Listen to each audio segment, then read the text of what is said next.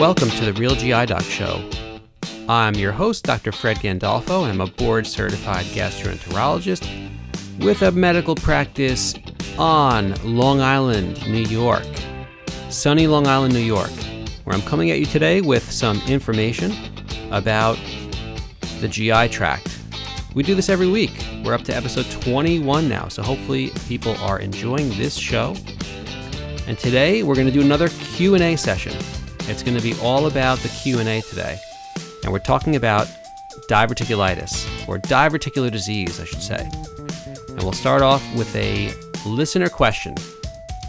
And don't forget that you can leave a question by scrolling down to the bottom of the show notes and clicking on the link to leave me a question. And if it's a good question, or even a bad question maybe, I'll answer it on a future show. And it will be very exciting. So here's this week's question. Can stress cause diverticulosis? All right, and that's a good question. And this is one that I get asked frequently. Does stress cause blank disease, whatever the disease is? And the answer is almost always probably or yes. Because what disease does stress make better? Like none, right? I mean, maybe there's one or two, I'm not sure. But stress, or emotional stress, we should say, as opposed to physical stress, like you're not being squeezed in a vice or being beat up in a boxing ring. I'm talking about emotional stress here. Does it cause diverticulosis, or does it cause diverticular disease in general, if I wanted to rephrase that question? And I think before we talk about that, we have to separate emotional stress into maybe two main categories. And I'm no psychologist here, but it makes sense to say that there's acute emotional stress and then there's chronic emotional stress. And we'll just say acute stress and chronic stress from now on. Acute stress is like if you're sitting there at your desk and a robber breaks into your house with a gun and your adrenaline levels shoot through the roof and you get tunnel vision, and that's like an acute stress on your body. You get that fight or flight response, and that kind of stress is probably useful. Back in the day when we were trying to not get eaten by tigers and those kind of things, that kind of stress response was useful for us. But chronic stress is probably the thing that we're talking about here when we're talking about stress. We're talking about day-to-day, week-to-week, year-to-year, constant low to medium levels of bad stress. So that's the stuff that we're talking about. It's the sleepless nights, the poor diet, the stressful relationship, the stress of taking care of a sick parent or taking care of a child with special needs, or having a partner that doesn't appreciate you, or having a boss that makes work a miserable experience, and spending all day scrolling on your phone instead of working out in the sunshine and all that stuff. That's the chronic stress we're talking about. And these are obviously just stuff I'm making up as we go, but that's the reality for many people. Now, does this chronic stress lead to physical problems? And we're going to use diverticular disease here. And the answer is, yeah, obviously. But how does it happen? Well, let's go through diverticular disease really briefly, because we've talked about this on previous episodes. And if you haven't heard one of those, then go back and listen. This stuff lives online forever. You can listen to it at your leisure. But diverticulosis, that's a super common thing that people come in every day with. And you probably have it right now. If you're over the age of 50 or 60 or 80, there's a very high chance that you have diverticular disease right now. And it's probably a silent thing that's just hanging out in your colon, not causing any problems. But what is it? It's the presence of these little pockets in the colon that typically don't do anything, but over time can cause issues. They can cause pain, they can cause bleeding, you can get infection, which is called diverticulitis, which is also an inflammatory problem. So some infection or inflammation issue, usually felt as lower abdominal pain, often a fever, and you can find it on a CAT scan, and you treat it sometimes with antibiotics. But that's diverticular disease. It's super common. We find it on colonoscopies all day long. We find it on CAT scans all day long. And most people, luckily, 80% or so, are walking around and never have any problems with diverticular complications. They just have the little pockets there. They're just decorations. They're not really bothering them. But you don't really want them if you can avoid it, because there's that 20% chance that you'll get issues there. So what are the typical causes of diverticulitis or diverticulosis or diverticular disease? If you look it up in the textbooks and the papers and online, you'll find a few causes are listed all the time. And mainly we talk about diet. So the standard American diet, which is poor in fiber and high in processed foods and meat, that's the typical diet to get diverticulitis or diverticulosis. If you want to develop this condition, eat the regular Western American style diet. And if you don't want to get this condition, the best thing you could do is probably eat a more Mediterranean style, anti-inflammatory diet, high in fiber. And I went through that with a dietitian, Stephanie Schiff, on a recent episode, and I'll link that below also. So if you want to listen to the long discussion on diet and diverticular disease, please go back and listen to that episode. It's a pretty informative one. But diet's a big one. Lifestyle's a big one. So things that have been correlated with developing diverticular disease: obesity, sedentary lifestyle, meaning not exercising, alcohol use. Those are the big ones that are linked to diverticular disease. Medications can often cause diverticulitis or other complications of diverticular disease, including perforating the colon. And these are things like NSAIDs, Motrin, Advil, Aleve, ibuprofen, and aspirin as well as opiate pain medicines, Percocet and whatnot. These can all cause complications or flare-ups of diverticular disease. And what we often forget about is that genetics are a huge factor for diverticular disease. So 40 to 50% of people, their diverticular disease is genetically linked and somewhat inevitable. You don't want to say inevitable because that sounds bad, but about half the people who have diverticular disease in the family are destined to develop it themselves. It doesn't mean they're going to get complicated diverticular disease with bleeding and abscesses and diverticulitis and bowel resections and all that bad stuff. It just means that they're going to have the pockets, and sometimes the individual risk factors kind of factor in more there in terms of developing complications. So what about stress? That's what we're talking about, right? So stress, it's implicated in lots of physical problems. And people come in a lot and they say, oh, it's funny because people fall into like two categories. Some people blame stress for every single thing, and often it's maybe playing a role somewhere in there, but it's not the underlying cause of whatever ailment they have. But stress definitely can tune up the dial in terms of inflammation and other problems. And then there's the other kind of people who completely discount stress whatsoever, like they're machines, and that their mind and body are completely separated by a firewall. And there's no possible way that stress can cause whatever disease is there. And obviously the answer is probably somewhere in between these two extremes, but it's funny how some people completely think stress causes everything, and some people think stress is like a fake thing that doesn't affect anything. So sometimes the analogy I use when people don't believe that stress does anything to their body is back to that analogy of the robber breaking into your house or whatever, or you're driving and a deer jumps out in front of your car. Clearly stress happens, and it can set off this whole physical response in your body where some input comes into your brain from your eyeballs or your ears, or you smell something or whatever it is. All those things combined, they cause some type of emotional stress, and all of a sudden your body is doing stuff. Your heart rate's going up, you're sweating. There's a stress response there for sure. And now on a more chronic level, that physical response takes a different shape. It modulates the neurological system to perhaps increase the feeling of pain from other stimuli. It modulates the neuroendocrine system and causes all kinds of hormonal changes over long periods of time.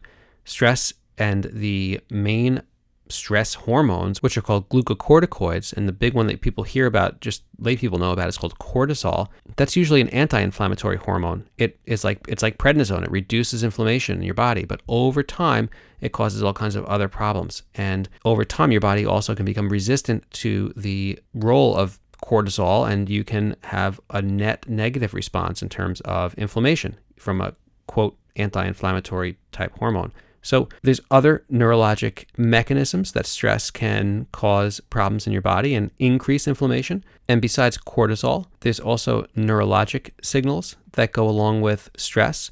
The sympathetic nervous system that's the fight or flight part of your nervous system, gets activated. You release epinephrine and other catecholamine stress hormones. And then downstream from that, your body increases inflammatory cytokines like TNF alpha and interleukin 6, as well as certain substances called prostaglandins, which are associated with inflammation. So all this stuff can happen from stress. The brain controls certain hormones and neurologic outputs, and your body increases these stress mediators, and that can eventually lead to inflammation. And that's like the direct effect. And the indirect effect is when stress hormones and things happen or go up, people tend to be eating poorly, sleeping poorly. Their not getting restful sleep, they're not doing restful activities, they're not taking care of their bodies, and all that stuff kind of spirals at the same time and causes problems related to all the just basic lifestyle stuff, sleep, hygiene, diet, all that. So stress causes a problem with hormones and neurons directly, and also causes all these other downstream effects that increase the likelihood of you developing certain diseases, mainly inflammatory problems. But stress has been implicated in a lot of serious diseases, pretty much all of them, I guess. But cardiovascular disease for sure, metabolic diseases like insulin resistance and diabetes, autoimmune diseases like lupus and others, certain cancers, and then certain mental and neurological disorders like depression and Parkinson's disease. All of these things have some body of literature that points out stress as a significant cause. And the problem is all this stuff is really hard to study. There's no like standard dose of stress. Everyone responds to stress differently. Some people respond to stress in a very negative manner, and some people, it doesn't seem to bother them as much in terms of both like the way they act under stress and also their physiologic measures. So it's really hard. Like, I don't know how you'll develop a study to study stress like this. It's a really hard one. It's like trying to develop a study on nutrition. Very, very difficult. But I think it's hard to discount that high levels of stress over a long period of time are not good for your body. We all know the person who worked too hard and dropped out of a heart attack or a stroke.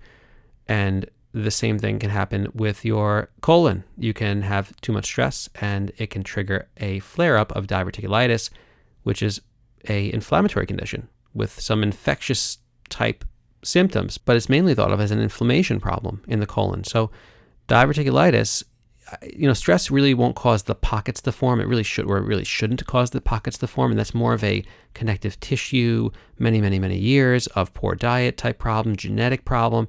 But once you have the little pockets and you're at risk of developing a complication like diverticulitis, then all the other stuff, smoking and stress and alcohol and everything else that feeds into that causes inflammation, diet, I should mention, obviously, but all that stuff feeds into the likelihood of you developing diverticulitis or inflammation if you have the pockets already. And stress is another one of those things that pushes the button to cause the inflammation. So, of course, stress can play a role. And just anecdotally, in the last week, I had 2 people come in with acute diverticulitis who actually both asked me this question. And they both said, can stress cause this? Because I had a really bad thing that happened to me 2 weeks ago. I was in the hospital taking care of my family member who was sick, and I wasn't taking care of myself. I wasn't sleeping properly. I wasn't eating properly. And all of a sudden, this thing happened out of nowhere.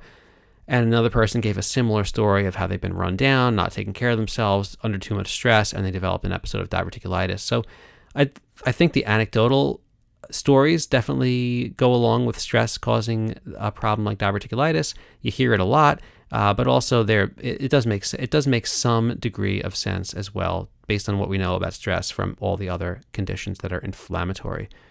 But then when anyone wants to ask me a question about stress, I'm not a mental health professional. Obviously, I'm a gastroenterologist, so I do address it a little bit, but I can't really do like a therapy session either. I think, if stress is playing a big role in someone's life, then that needs to be addressed as an issue. It really should be addressed as a separate issue. You need to see a mental health professional. There's therapy you can do. There's medications you can do. You can change your life. If the stressor is something that's changeable, you can work to change it. It's not always easy, but you can start that journey of maybe you have to change your job. Maybe you have to change your habits. Maybe you have to change the people you hang out with. Who knows? But whatever your stress is, a lot of the things that cause it are things that you can work on changing. But at the same time, why wouldn't you do that anyway? Like, who wants to be stressed, right? So you don't have to develop a disease to address your stress. You can do that now.